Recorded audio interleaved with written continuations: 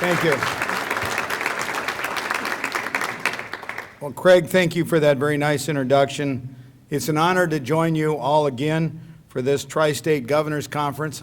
I was at the first one, and I'm really proud to be back and to be part of this again and have the honor of working with you and to see the progress that's occurred here in the Siouxland area. Our states have had a long history of working together, starting with the first conference that was held back in the 1980s. And I'm glad that I've had the opportunity to come back and participate again with a new set of governors. So I was noticing the pictures. I had really dark hair in those early days. But I am glad to welcome Governor Ricketts from Nebraska to his first Tri-State Governors Conference, and also pleased to be back with my friend Governor Dugard, and we've been working together on a number of projects.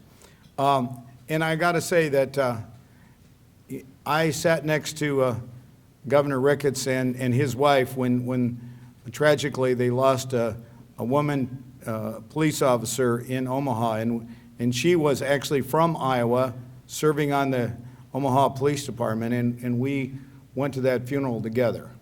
Those are not easy things to do, but I was also visiting with Mayor Scott, and he's telling me that you're going to have a football game coming up between Morningside and Briar Cliff, and you're going to use that occasion to honor peace officers here in the Sioux City area. So I don't think we can do enough to respect and honor those people that risk their lives every day to protect our safety and well-being. And I want to commend Mayor Scott and the Sioux City community for taking the lead in doing that. Collaboration like what's going on here are especially important for us. And I think we in the Midwest think a lot alike. And, well, obviously there's a lot of connections. We've heard people tell about how they were born in one state, educated in another state, live in another state. And so we all see the interconnection, and we have people that, we have people that live in South Dakota, but they shop in Iowa because we don't have any sales tax. But they live in South Dakota because they have no income tax. So we see the fact that we are very interconnected, and we can attract an industry or business to any one of these three states, and we have people from the other states that benefit from that. So collaboration is important, especially when we look at the federal government. Governor Ricketts has already pointed out some of the real challenges that we're facing with some of the federal overregulation and some of the barriers that they have placed that's hurt us, whether it's our renewable fuels or in Iowa. We agree with what Governor Ricketts had to say about the whole situation with the power plant rules. We started promoting wind energy back in my first year as governor, 1983. 28.5% of our electricity is now generated by wind, and Northwest Iowa is the windiest part of the state. And it's not just because of the people that live here either.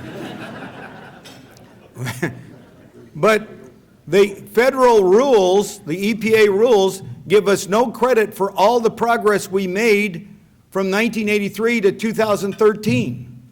So we have some of the same concerns that you have about that. And that's why I think it's important that we work together as neighbors that recognize and have been leaders and initiators in doing the right thing to reduce our dependency on foreign oil. And I'm proud to say in Iowa we lead the country in ethanol production.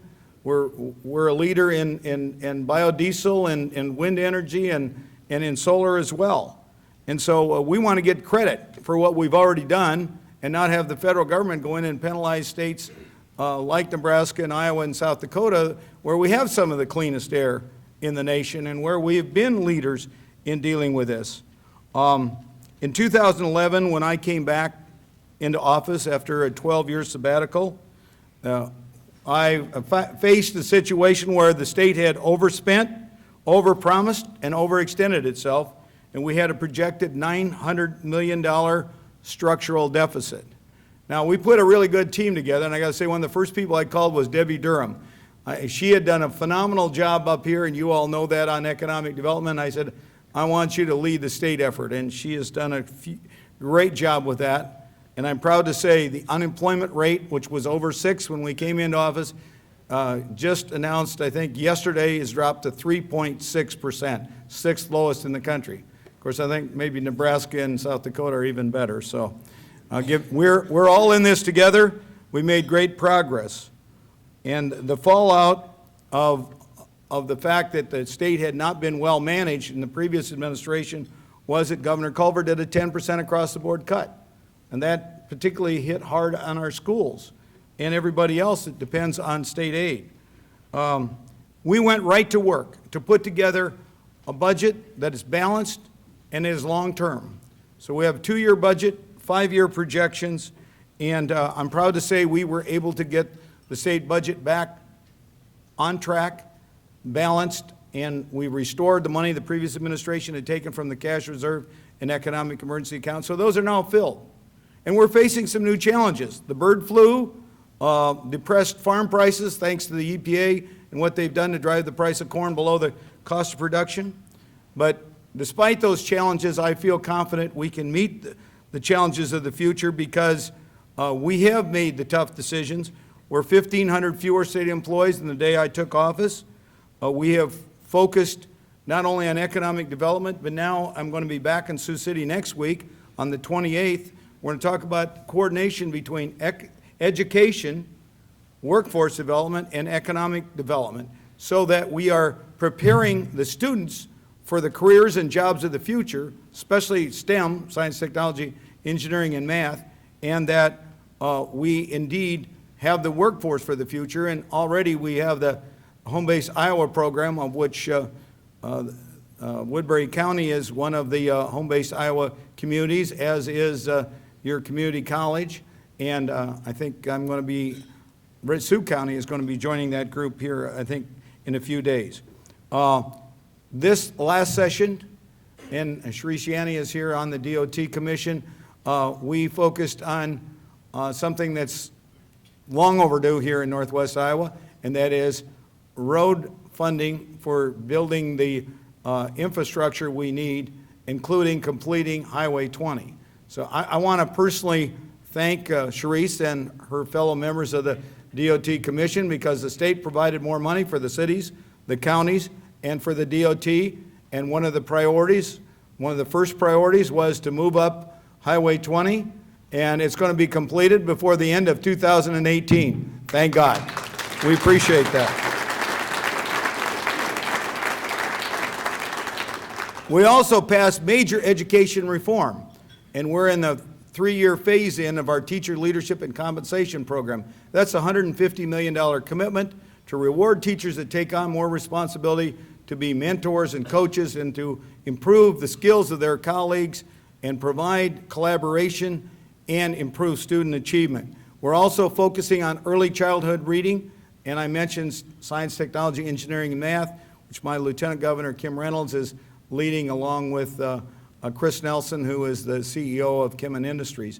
And that's a great public-private partnership between education, business, and even the nonprofits in helping prepare students and challenge them to take the tough courses in math and science and be prepared for the jobs of the future.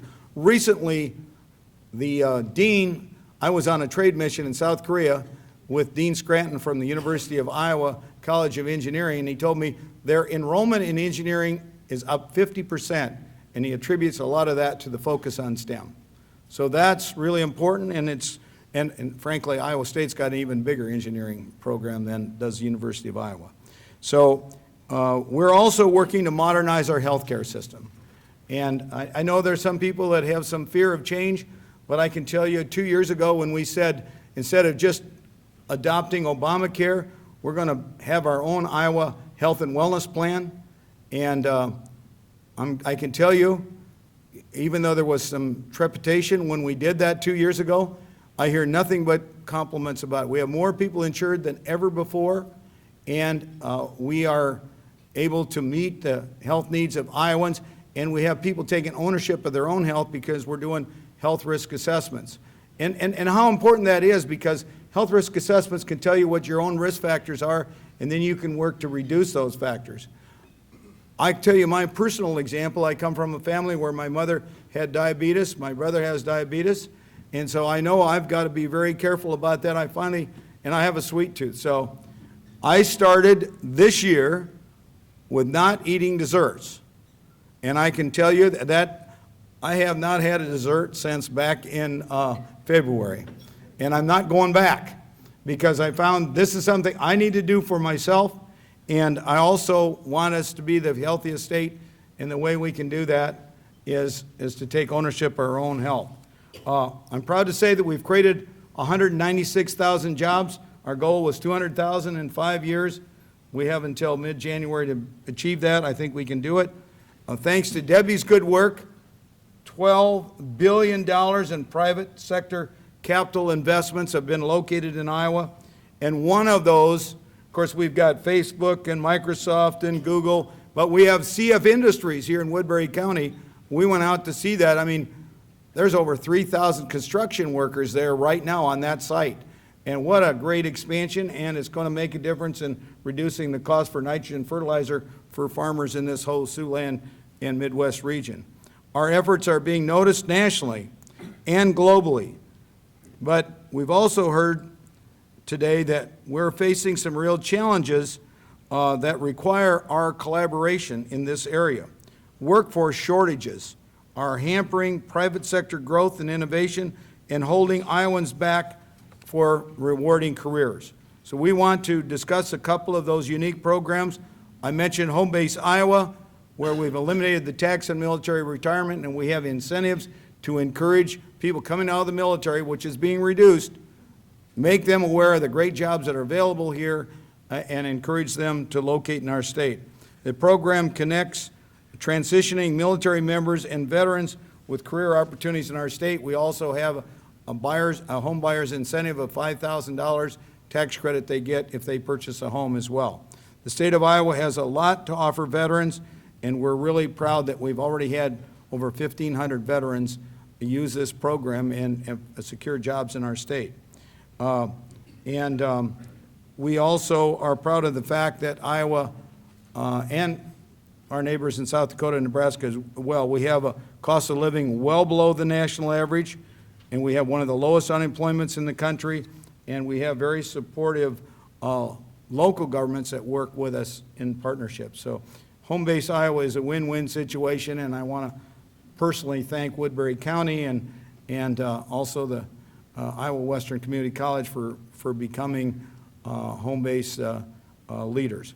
By attracting veterans to our state, I think we're going to have an opportunity to get some real talented, successful people here that can help us grow the economy. We have over 900 businesses that have already committed to be home-based Iowa businesses, and 10,000 plus veterans that they have committed to hire over the next 5 years. And so far, that program is off to a great start. And then I'll be back next week to talk about Future Ready Iowa. That's the coordination between education, economic development, and our workforce development. So that's how we're going to develop the talent pipeline for the future. And with that, I just want to say that we have set a pretty ambitious goal. The Center for Education and Workforce at Georgetown University has done an analysis of the states, and in their analysis of Iowa says that we need 68% of working Iowans to be educated and trained beyond high school by the year 2025.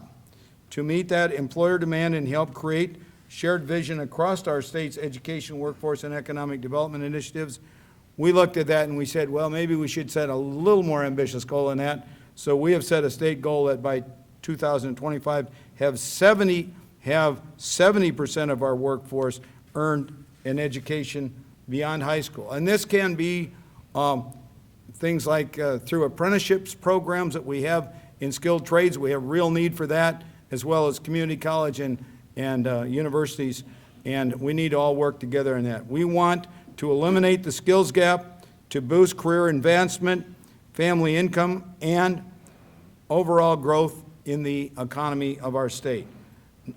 And so with that, I just want to say that it's an honor and a privilege to join you for this special occasion.